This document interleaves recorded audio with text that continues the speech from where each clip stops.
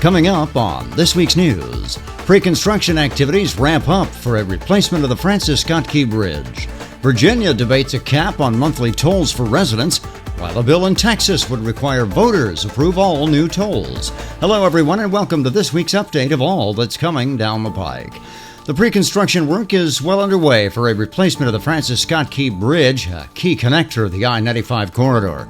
Property inspections are underway around the bridge corridor now as teams from the Maryland Transportation Authority address worries about potential damage to basements and foundations around the rebuild sites. Those inspections are free and voluntary, by the way. Meanwhile, environmental core samples up to 200 feet deep are being taken from under the waterline of the Patapsco River, as well as conducting land-based boring, both to examine soil samples.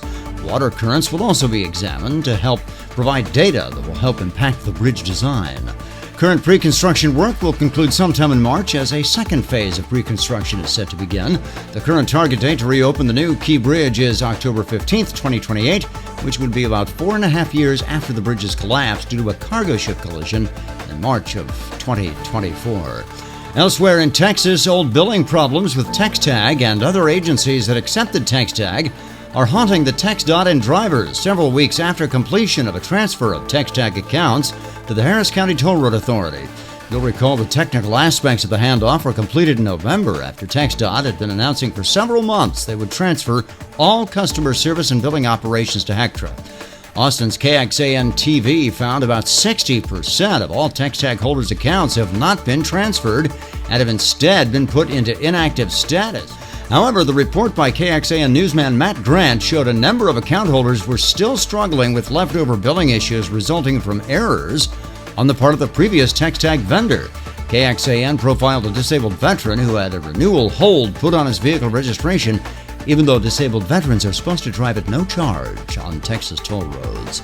A proposal in Virginia to limit the amount of monthly tolls paid by residents is moving through the Commonwealth's General Assembly.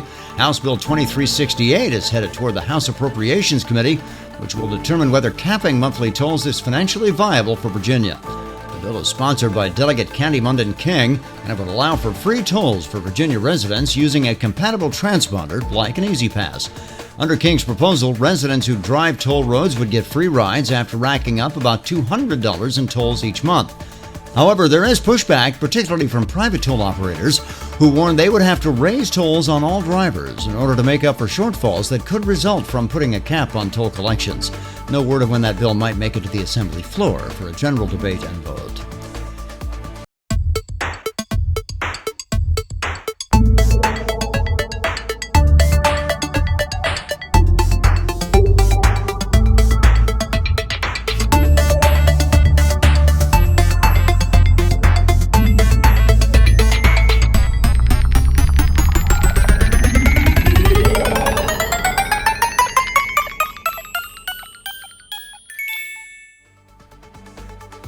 In case you missed it, a bill in the Texas House would force toll agencies to put new tolling proposals before the voters.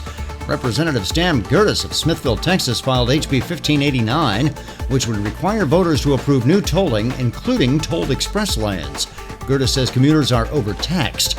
However, while the bill has been filed, a quick check at the Texas House website shows there has been no movement on the proposal since the bill was filed, which was 2 weeks before Christmas. Looking ahead, about 34 miles of the westernmost part of the Indiana Toll Road will be undergoing construction and surface upgrades in a matter of weeks.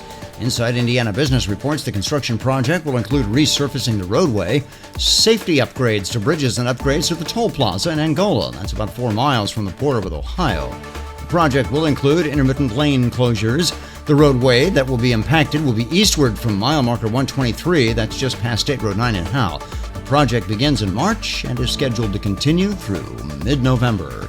Coming up next week, we update the State Road 11 Otay Mesa project, a new international crossing under construction south of San Diego.